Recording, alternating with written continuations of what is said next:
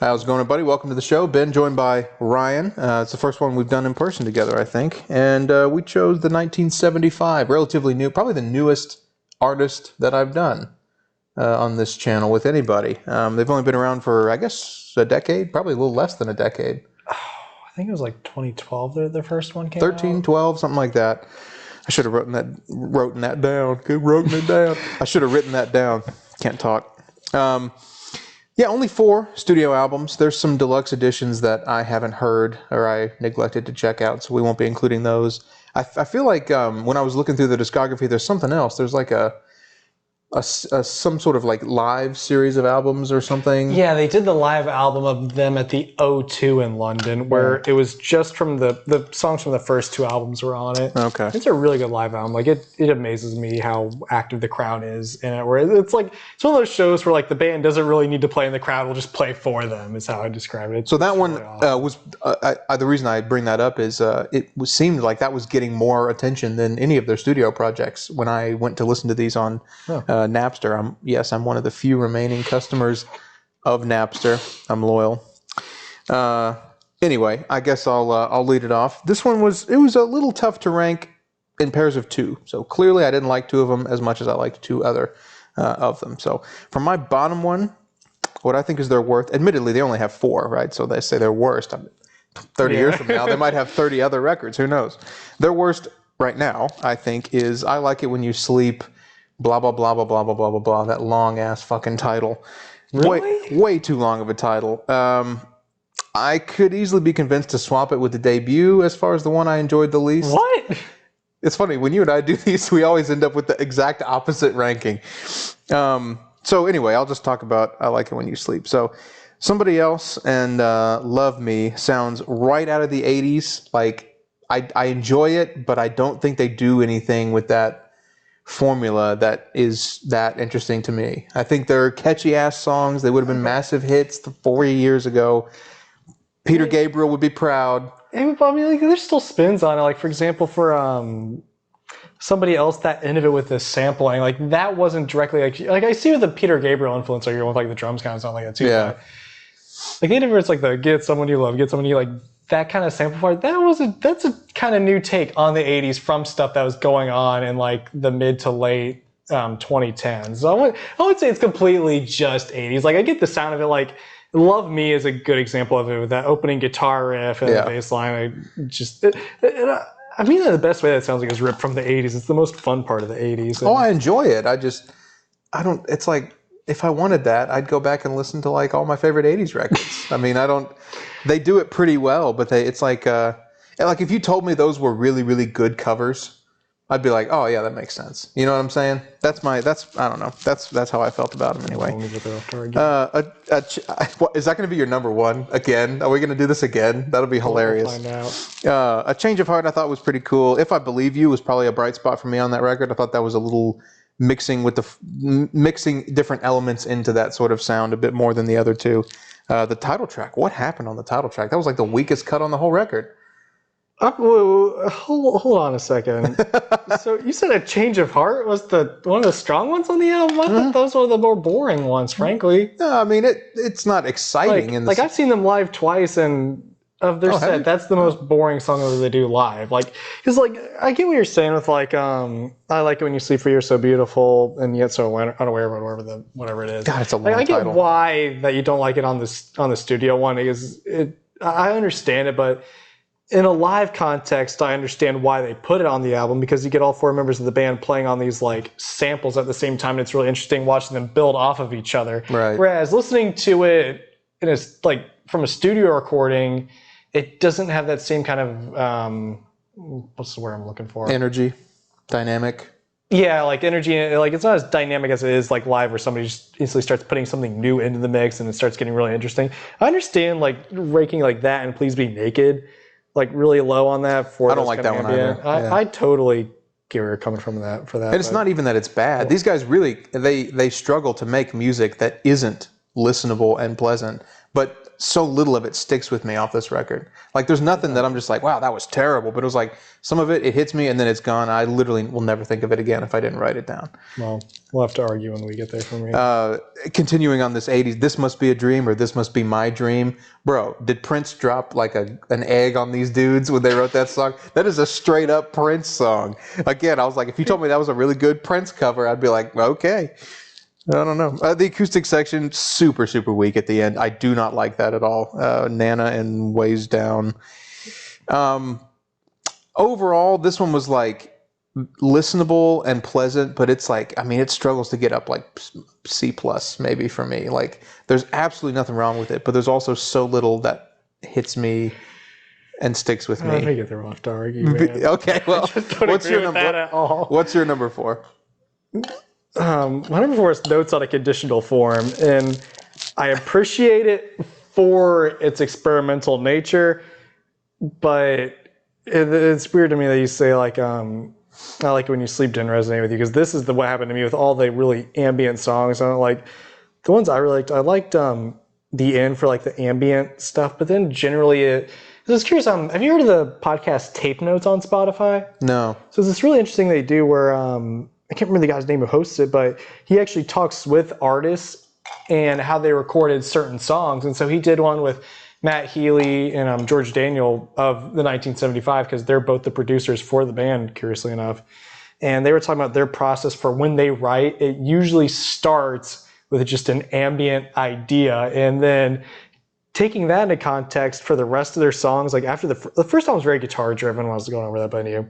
For the rest of them, like I totally get where he's coming from. Like it starts with these ambient kind of sounds and they just build from there. I totally understand that now. And then that's why I did not like Notes on a Conditional Form, because it feels like they just left it at those beginning like ideation phases and they didn't expand the song into the whole sonic palette that it could encompass. But the songs I really liked on it, I really like People, because it's just this punk rock song out of nowhere on this album with all these kind of ambient songs and then some country songs too. Like Roadkill, I actually really appreciate.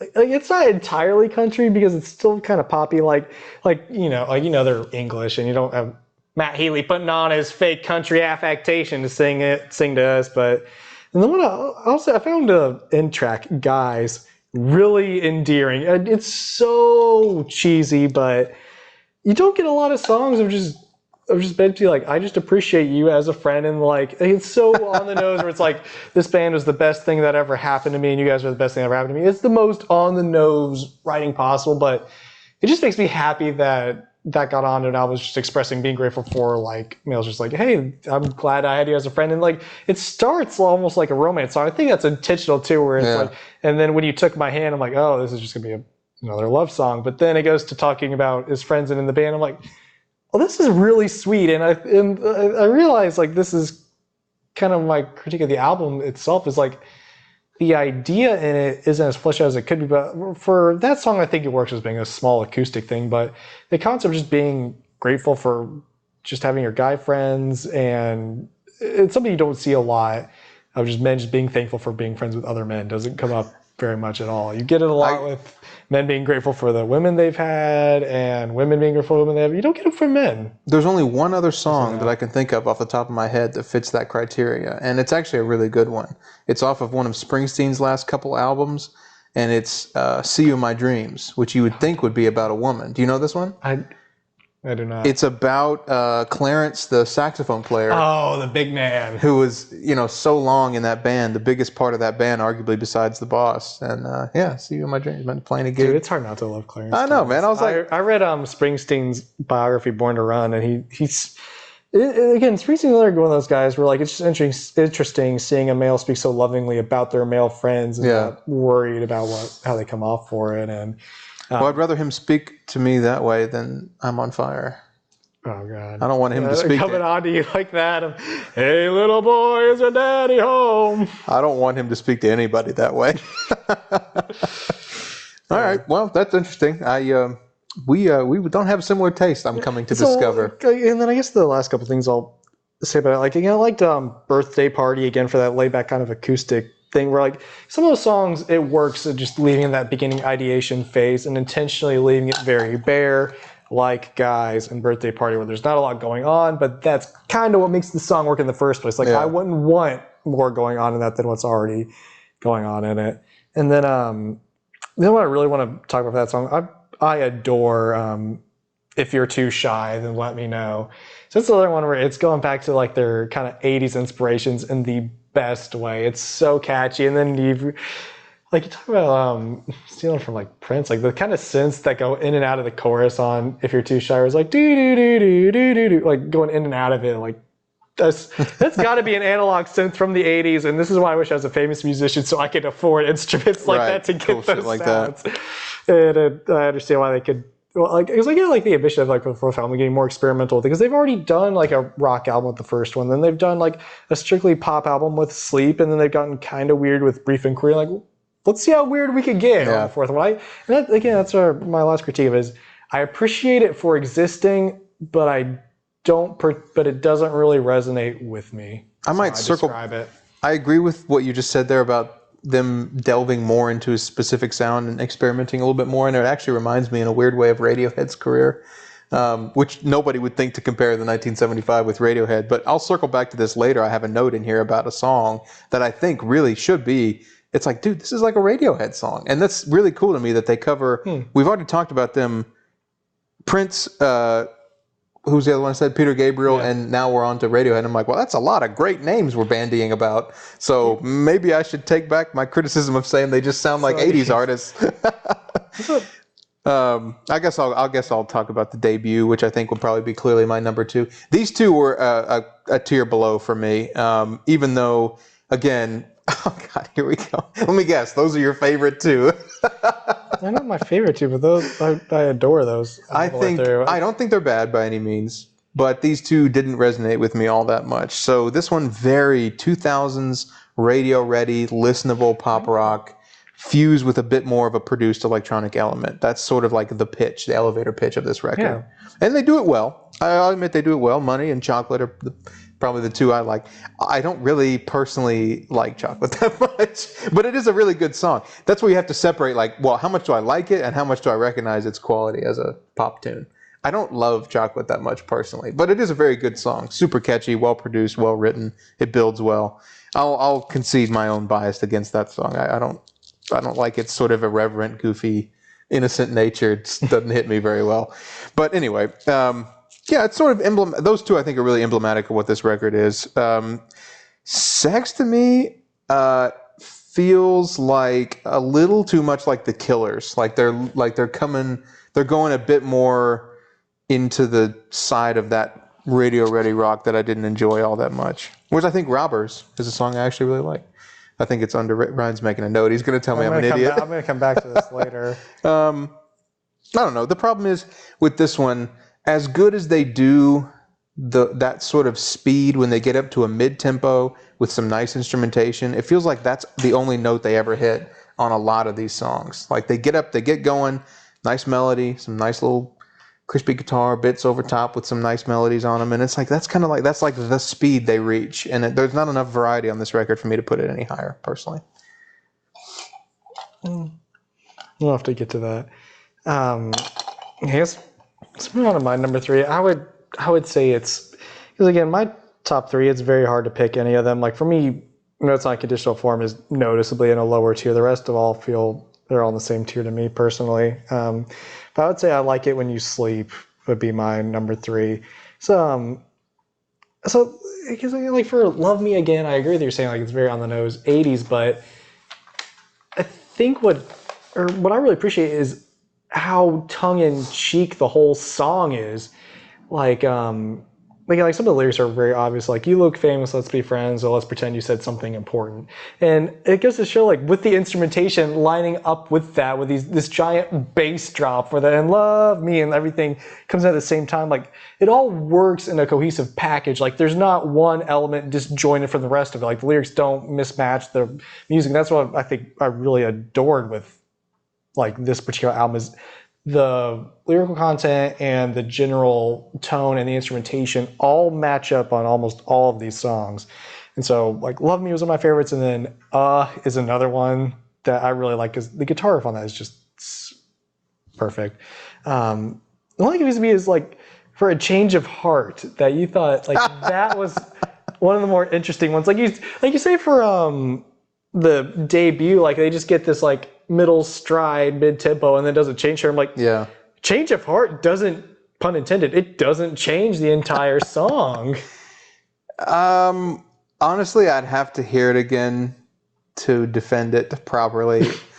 Maybe I'm digging my own grave by saying I can't remember a lot about it off the top of my head. But when I listened through, that was one where I made a little note and I was like, oh, okay, I think this is like, if I'm, okay, I'm going to make a fool of myself if this is wrong. But the reason I think I made that note is they feel like they have an identity sometimes where they're taking their influences and doing something else with them. And then sometimes they don't, this band. And that's my biggest thing across all of these albums is when I hear a song that I like, but I'm like, that sounds like a cover of somebody else's song from 1988. Okay, versus when I hear a song where I'm like, that seems like they wrote that and it sounds like them.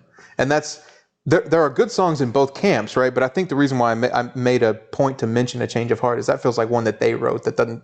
I don't feel like anybody else would write that song. I think that's why I put that down. Of course, as soon as this is over, I'm going to go back and listen to it and be like, oh, why did I say that?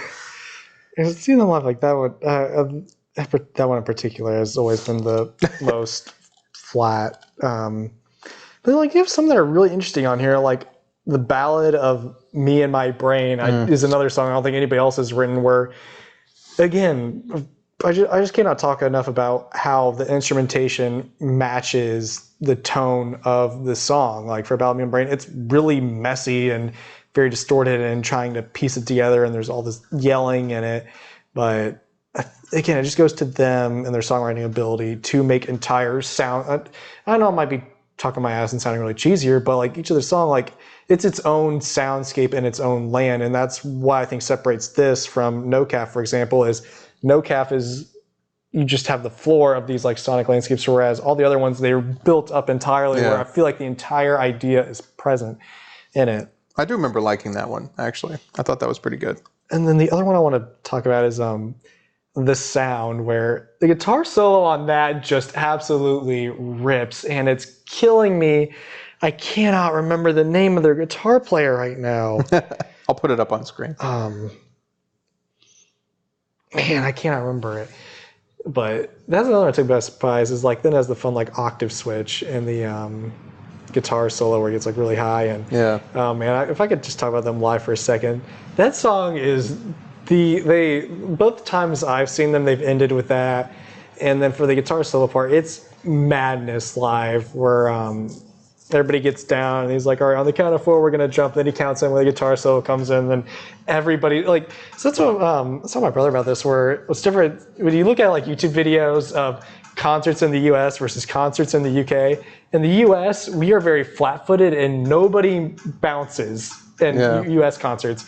But when you look at the ones like Glastonbury and all these other festivals in the UK, everybody just bounces like a wave, and it's so fun to watch. And like let's go back to the sound, seeing that live it was like bouncing again, but this was in the US, and I was like, well, this is an interesting experience. Let's do it over there. Another one I really would love to talk about for sleep is Loving Someone. That's another song I don't think could have been written by anyone else. It's very, very unique to me. And the reason I would say that is, first of all, the sample at the beginning dictates what the rest of the song is going to be. And then the lyrics are so, I don't think of anybody else that writes that way. Like I know we talked about that lyric video of like, I'm the Greek economy of cashing intellectual checks. And then then the other one of them, maybe I'm too spectacle. Even Guy Debra needed spectacles. And it's very intellectual pop music. And if I had to describe their identity, that's what I would put it at, as it's pop music at its heart. There's no doubt about it. But there's a lot of depth under that, and I think that's what you find in this album that makes it great. Like, Love Me has those articulated in it. has that in there, and then Ballad of Me and My Brain and Loving Someone, for example, are the ones where they're fun pop songs up front, listening to it, so it's very palatable to the ear. But then you can actually delve deeper in and find all these interesting layers in there. Like for the amount of harmonies on the main vocal is absurd. I thought that one was solid too. And that's what I'm saying. Like again, like I agree with you. It's palatable pop music at its surface, sure, but you can actually dig. There's a lot of depth to find in there if you're looking for it. So that's why I think I Like It When You Sleep is a very great album overall. I would be remiss. You brought up something there. If I didn't talk about how I 90% of the time wish they didn't put these little instrumental cuts on here. Like, yeah, they work better in a live context than they do in a recorded context. They feel like an intro to a song that just never happens. Yeah, that's what I'm saying. It works live, but then in a studio. I mean, I see why they did, because that's like apparently that's a part of their process. Yeah. And when I was listening, I was like, okay, I can see like how they thought that would fit, like with the but it just doesn't work that much in a studio album format. Yeah, maybe keep that for the live sets, or use it as like an intro, like a 1.5-minute intro to then like a 5-minute cut. So kind of like what the album version of If You're Too Shy is. Yeah, I mean that makes more sense to me if you want to use those things, if you think they're strong enough to use. But for the most part, I'm just like, okay, that was a kind of a just nothing that just happened for like 1 minute and 30 seconds. I mean, it's never like objectively bad. It's always listenable and well produced, but it's not that interesting for the most part, those instrumental cuts. So for number 3, I'm going to go with Notes on a Conditional Form, one that Ryan does not like. I was almost tempted to flip the order and put it at number 1, so we would be polar opposite again. But I'm pretty sure my number 1 was always going to be my number 1. It's the one that really turned me around to actually paying attention to this group, and I thought was a really solid record. But we'll get there. Notes on a Conditional Form, pretty good record. I would say like B+, A- level record. The newest one, I can see why I can see why people wouldn't like it who really, really loved the first couple, because it's definitely like a bit more out there, a bit more in, like they go further into different directions on each song, People being the obvious example. It leads off the album, and it's like nothing that has appeared on their discography anywhere. Oh, and that's what we haven't talked about, how much I actually do appreciate, is the title track at the beginning of every single album is The 1975. Oh, yeah. And I actually really appreciate how the flavors of what's going to be in the album are always in the beginning title track. I like that they have a thing. A gimmick. But you don't like the thing. I like the fourth thing on this one was Greta Thunberg talking about the environment. Yeah. And I was like, that actually feels like it needed to be there, like it's a thing. But the previous 3, I was like, okay. I mean, it's just kind of another... Let me quote you for a second. It's a thing that needed to be there. It's a thing. Maybe I'm not... I can't talk, whatever. It's a thing that fit with the what they were trying to do. You know, as an intro, it's supposed to be an intro to the album, I guess was the idea. Yeah, it sets it up for the political context, like especially going into People after, right? That one does, yeah, and that's why I was like, okay, that works, because then People is an angry, loud political song. But then the others, it's like, it's just kind of it's another little interlude that didn't do much for me personally. But I do like that they have an identity gimmick thing that people... I mean, that's cool. It's hard to fake that as a band. So if that happened naturally for them, that's cool that they've got a thing. I mean, most bands don't have a thing. So there you go. What was I going to say? Oh, People, we already talked about that one. Yeah, I have this note here. It just says, stop doing the instrumentals. Because I don't. Subtle. Yeah, I was like, come on, guys. I mean, look, they're listenable and they're nice, little ambient pieces. But I could not name a single musical memorable moment off of any of those instrumentals. They are okay for texture, but they happen too often to just be texture in the course of a track list, in my opinion. Yeah, I Know is the song that I mentioned a while back as being, I was like, damn, this belongs off of a Radiohead record. This sounds like Kid A, like Radiohead's Kid A. And I really enjoyed that one. I thought that was really cool. So already this record is winning some points with me, and that's why it's in my upper 2 tiers. Like, you've got on the one hand, People, probably the heaviest thing they've ever written by a mile. And then you've got this one, which is like going far into Radiohead with little experimental pop tunes. Okay. I can't remember why I said this. When I was at the gym earlier today, I was listening to No Cap because I haven't listened to that one as much. So I left a few notes on there, and I kid you not, the first one is, yeah, I know sucks. And I can't remember why I wrote that. I was like, nothing revealed I like, and playing on my mind I like. But I'm like, why did I not like that one? Because all I wrote was... it sucks. Yeah, I'm like... some great astute observations. Well, I would do a lot with that. I would avoid, if I were you, Radiohead's Kid A, because it's a whole record of that kind of experimental pop that apparently you think. Yeah, I know. It sucks. I don't have anything to say about it. That's hilarious. Yeah, slightly more experimental sounds. You said something to that effect, and that's exactly what made this one stand out a bit to me. I wasn't thrilled with the lyricism on this one, to be honest. I mean, I think it's very on the nose. It's less layered and subtle. I mean, I appreciate like on People, nobody wants metaphor on an angry, loud song, right? They want you to say what you're mad about. But then when you they're clever songwriters, as they've demonstrated time and time again, right? This one, I don't know. Maybe I could have used a bit more of a ambiguity about the subjects of some of these, but that's just a personal taste thing.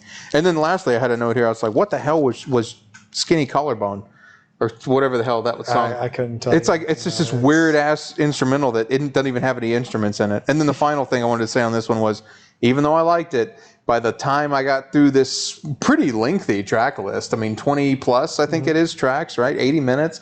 I was getting a little whiff of Chainsmokers here and there, and I really was not enjoying those whiffs of Chainsmokers. Chainsmokers. Yeah, I was not enjoying. Every once in a while there would be like a little synth piece or something, and I'm like, ooh.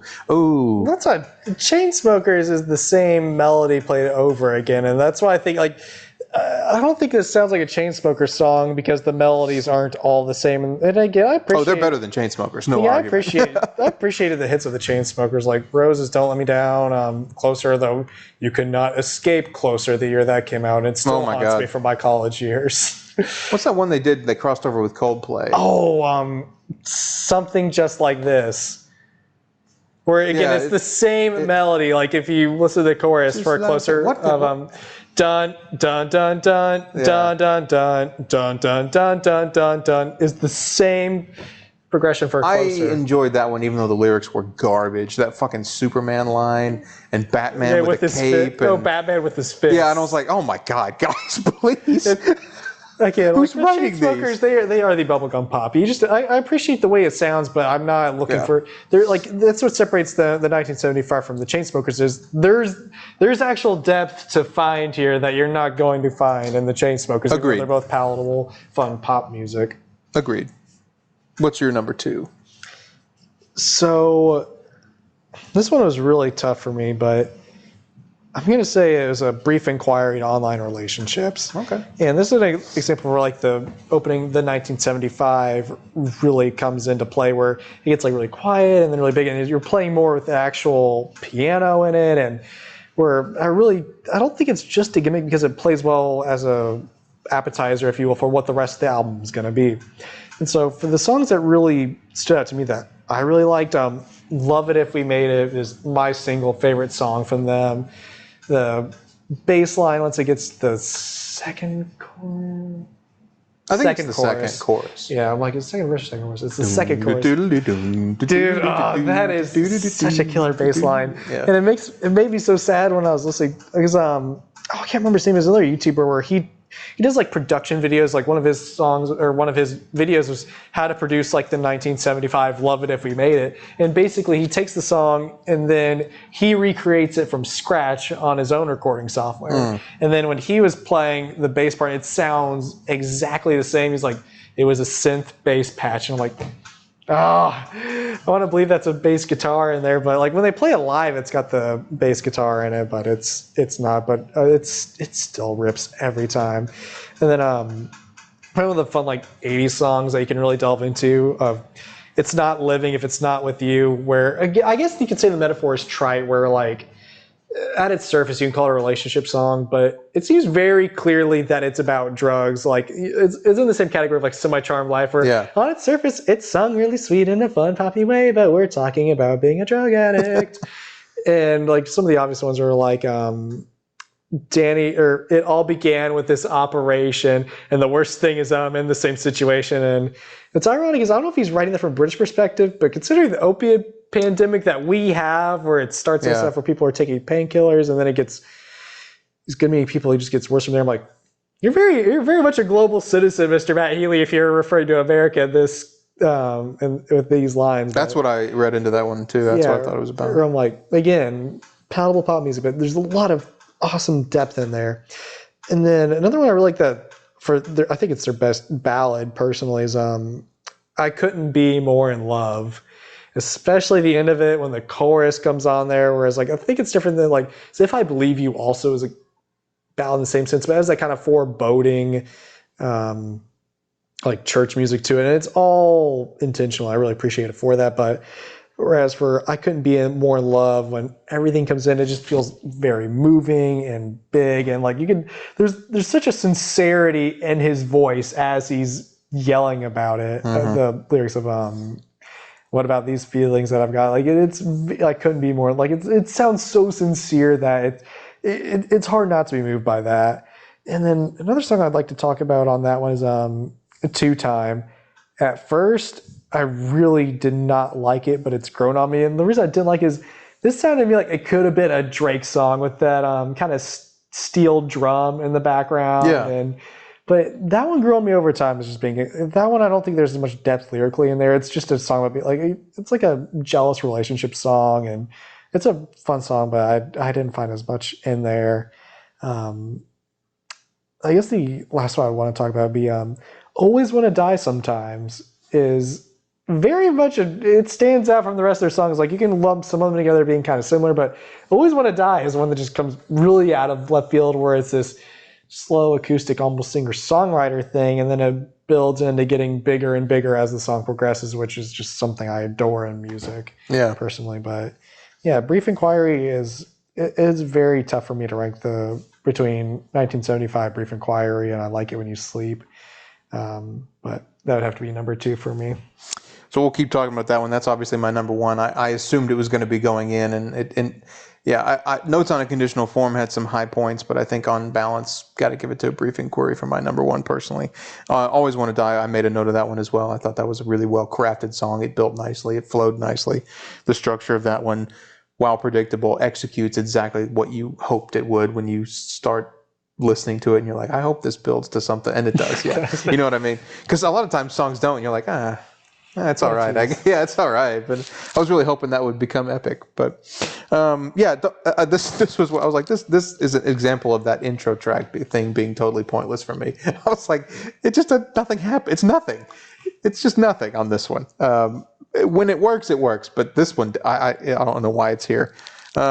Give Yourself a Try. I thought was pretty cool. Love It If We Made It. Probably the best song they've ever written. That's my favorite of theirs. It's your favorite.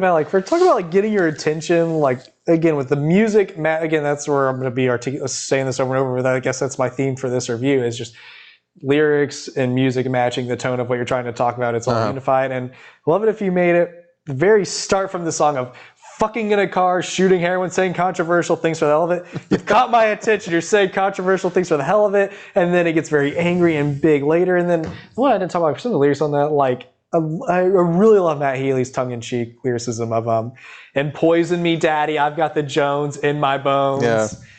And for that song, like again, talk about like an attention grabber of just starting with fucking in a car is a lyric that'll definitely catch your ear. That is them at their absolute best. I mean, it's intelligent songwriting. It's well performed. I think that's one of his better vocal performances, most dynamic, because it's almost like yelped in the bits. Oh, there's a lot of force in it. And it's perfectly, it really, really fits.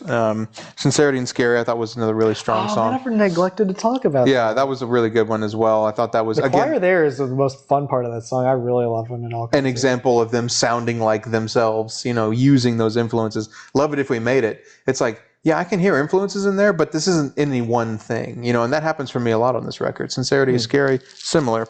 America Likes Me. I don't mind the song except for that nasty ass trap beat hanging in the background.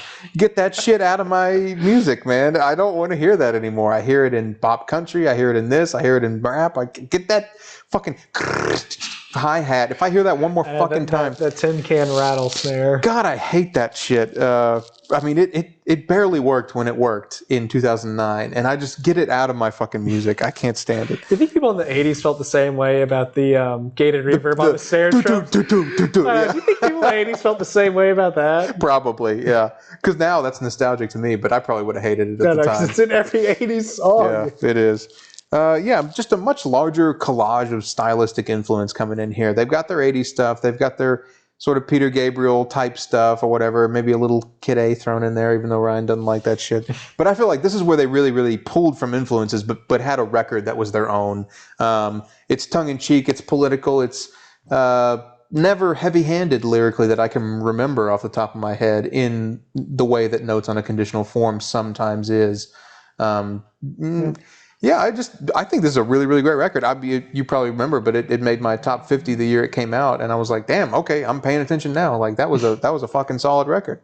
So that easily is my top of the only 4 that they've done so far. Yeah. I kind of almost feel guilty doing like a ranking an artist's studio catalog when they're this young.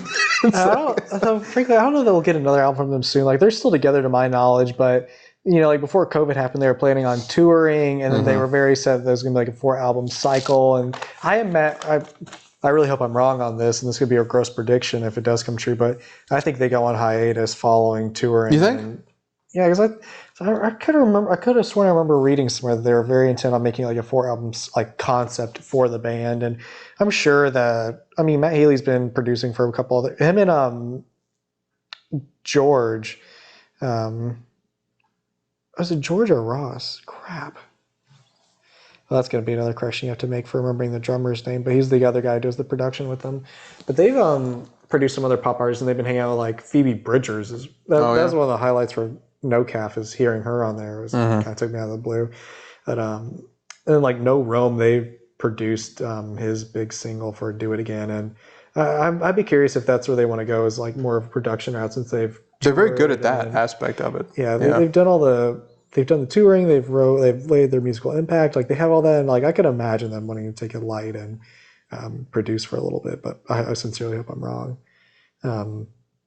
Anyway, moving on to my number 1 will be the debut self-titled, and I agree that there's not as much variety on this as you'll find on all of the other albums, but I kind of like it for that it's very consistent in tone. And then for Sex, Sing It Sounds Too Much Like the Killers is something I really can't wrap my head around.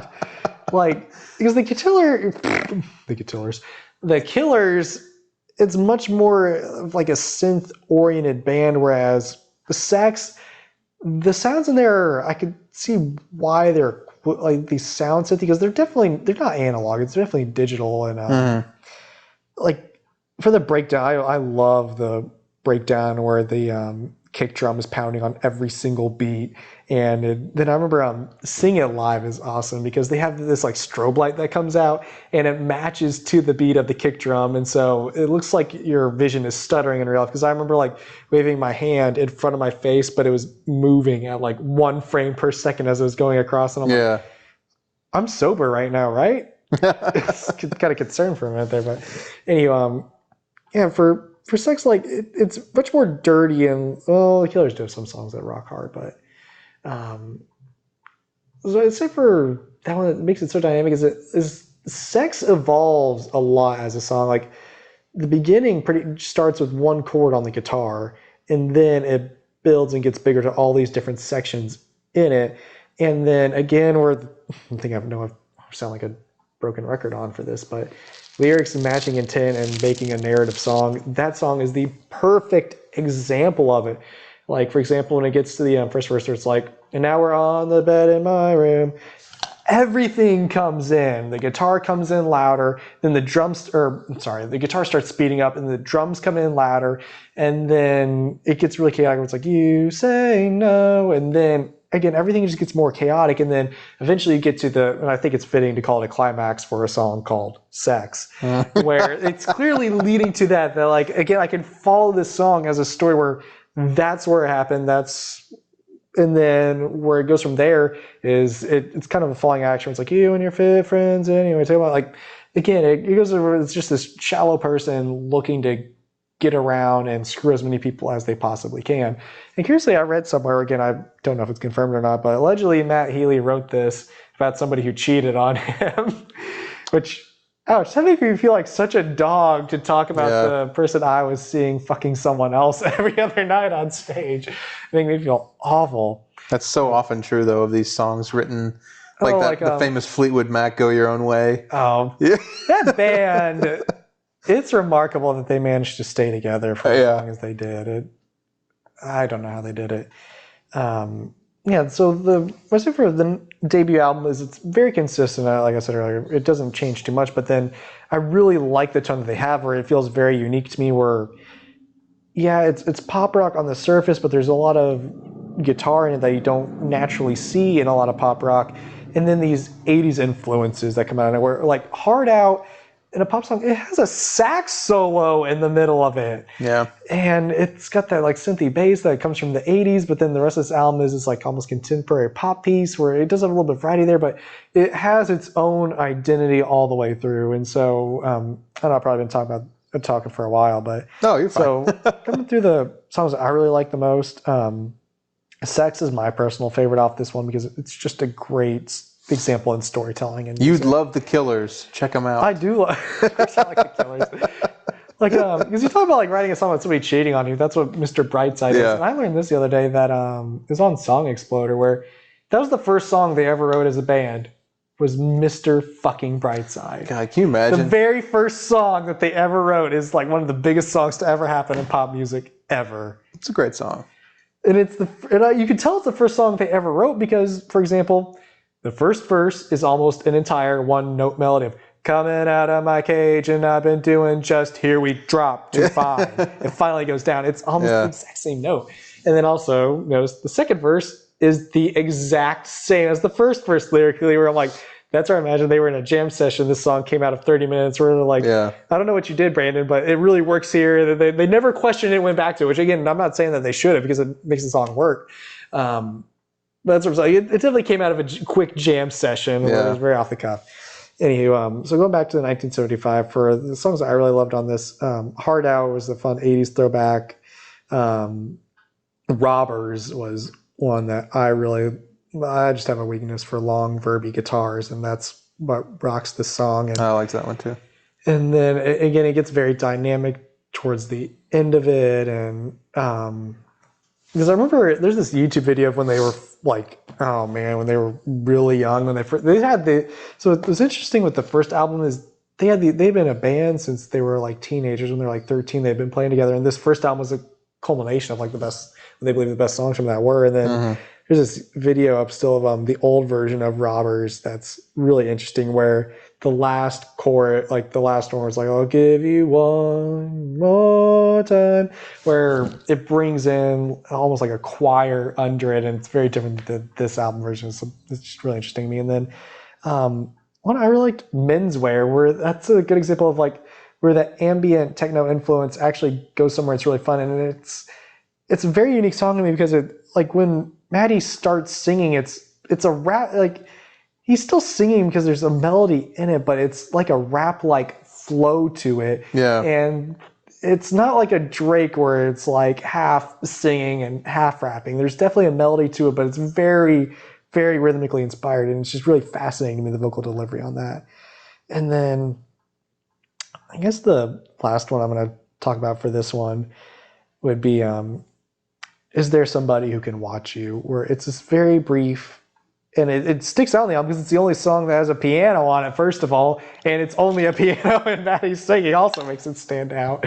But so I was reading more into it. Evidently he wrote that about his little brother, which, being an older sibling, I found that very endearing. That, again, like going back to this band of like, a lot of depth being there is having songs like that aren't as common, and it just stands out for how I guess vulnerable is the word I would use to describe the performance, and that really sticks out. Honest. Yeah, and then no, I lied. I guess the last one I want to talk about is Pressure, where I think this is where we're starting to get the inklings of their really fun tongue-in-cheek lyrics, where so I didn't realize this, but his dad and mom were both actors they weren't like massive stars, but they had been on multiple TV shows and done well. And then Pressure is this really fun song. Like, I really love the lyric of because I'm living in a house with just 3 walls, so I'm always getting recognized, of like starting to be famous. And then the change from, pun intended, it's a change of pressure from his parents being the big stars to going to the band. I thought it was like not very many songs talk about, oh, my parents are famous, now I'm famous.